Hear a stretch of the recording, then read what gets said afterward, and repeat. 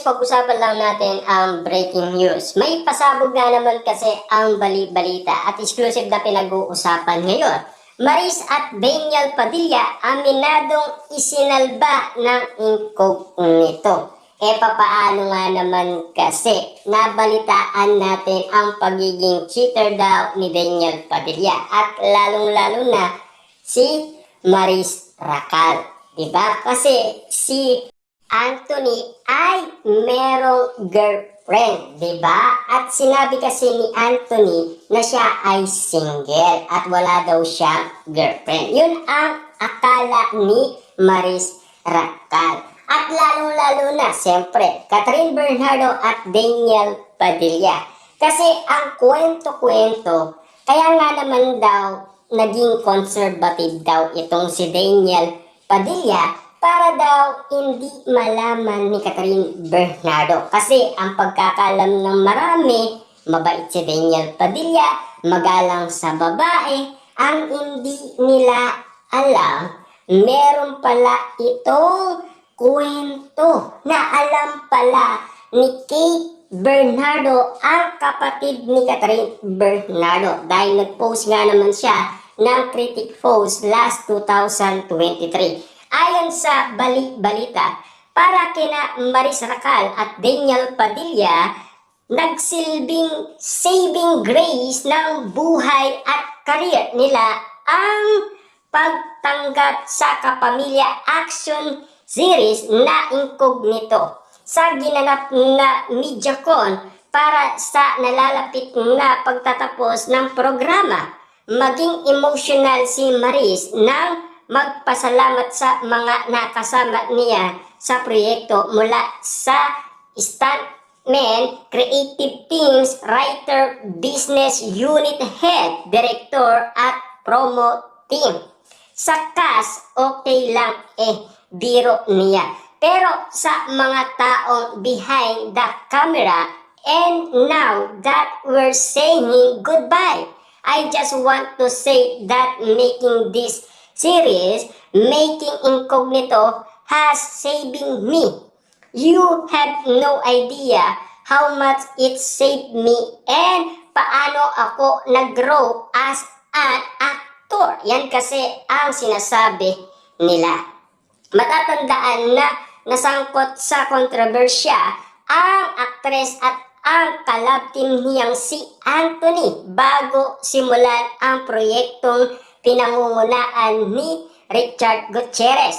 Marami ang nagakala na mahihirapan ng makabawi ang dalawa dahil sa iskandalong kinakasangkutan pati na ang ex-girlfriend ni Anthony. Pero dahil sa usay ng pagganap ni Maris sa papel na secret agent na si Gab, nabura ang anuman pangyayari sa personal niyang buhay at muli siya niyakap ng global audience. Si Daniel naman, kakagaling lang sa breakup nila ng long-time girlfriend na si Catherine Bernardo at ang incognito ang una niyang pagsabak sa maaksyon proyekto ng solo. Na alam niyo naman siguro, di ba? Nahihirapan nga naman kasi si Daniel Padilla sa bago niyang proyekto. Pero matatandaan pa rin natin na meron pa rin siyang pinagdadaanan kasi hindi pa rin siya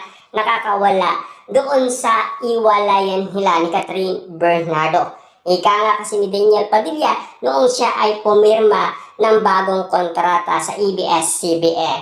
Ang kanyang pagmamahal ay walang hanggan at walang katapusan kay Catherine Bernardo. Yan kasi ang sinabi ni Daniel Padilla para kay Catherine Bernardo. Kaya naman nang tanungin kung ano ang challenging at memorable since niya rito, say ng aktor, lahat naman challenging. Siguro ang pinaka-memorable, siyempre, yung una at yung uli, di ba? Yung first fight ko sa tren, memorable sa akin yun dahil yun ang unang sabak ko. Tapos si Derek Lester, talagang pinarusaan agad ako doon sa ha-ha-ha, hindi Siyempre, first fight scene ko yun.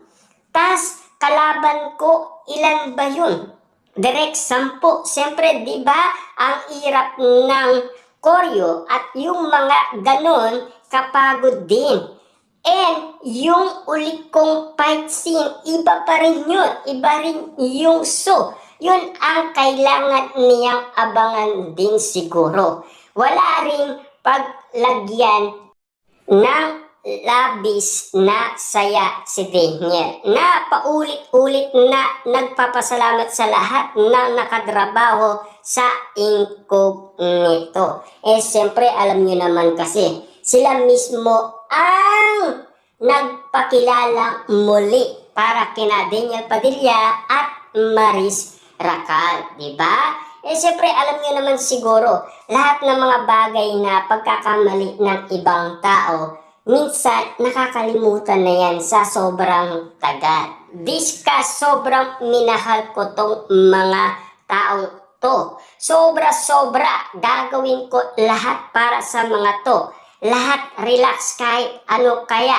Kung siguraduhin basta't kasama ko tong mga to, gihit niya. Alam natin ang pag-aalinlangan ko bago ko to sinimulan, bago ko to tanggapin dahil wala nandun ako sa nung panahon na iyon, nandun ako sa punto ng buhay ko na ako ay gulong-gulo, litong-lito. Pero I think tama si Maris, ganon din ito ang pinakamagandang desisyon na ginawa ko sa buhay ko. Grabe, grabe, grabe ang lahat ng mga natutunan ko. Lahat ng mga pinagdaanan, grabe ang growth na thank you at salamat sa Panginoon. Sabi pa ni Daniel Padilla.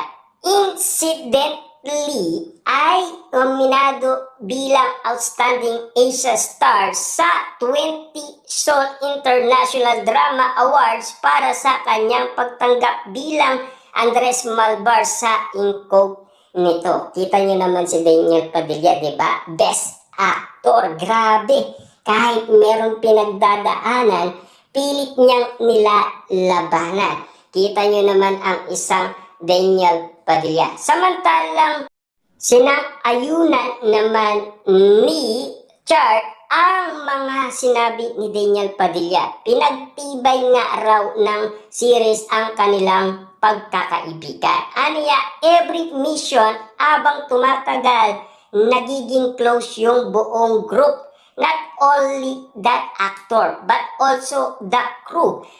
Mas nagagamay namin yung isa't isa for finale. Dito talaga nagbunga yung lahat ng buwelo ng grupo namin. Anyway, sasabak na nga sa uling pagkakataon ang Incognito Star sa kanilang pinakamatinding misyon laban sa Elcano. Sa finale thriller, makikita ang inaabangan pag-aarap ng contracts at sina Miguel at Elcano sa Marawi. Sa mission, patumbahin ang Elcano. Patuloy pa rin aharapin ng mga naging cast ng Incognito. Kaya tutok na sa Incognito gabi-gabi, 8:45 sa Kapamilya Channel, A to Z, TV5, TFC at Kapamilya Online Live sa ABS-CBN Entertainment YouTube channel at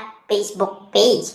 Maaari rin itong mapanood ng mas maaga sa Netflix at I1 TFC. Bukod kina Chart, Maris at Daniel, kasama rin sa cast sina Ian, Baron, Anthony, Kayla Estrada at marami pang iba. Kita niyo naman ang pinagdaanan ni Daniel Padilla at Maris Racal, kung ano ang nakatulong sa kanila para makabangon, makabawi at makilalang muli ng kanilang mga fans. Dahil sulit na sulit ang kanilang panunood. Dahil ang acting nila talagang sobrang unlimited at sobrang galing nilang dalawa. Diba?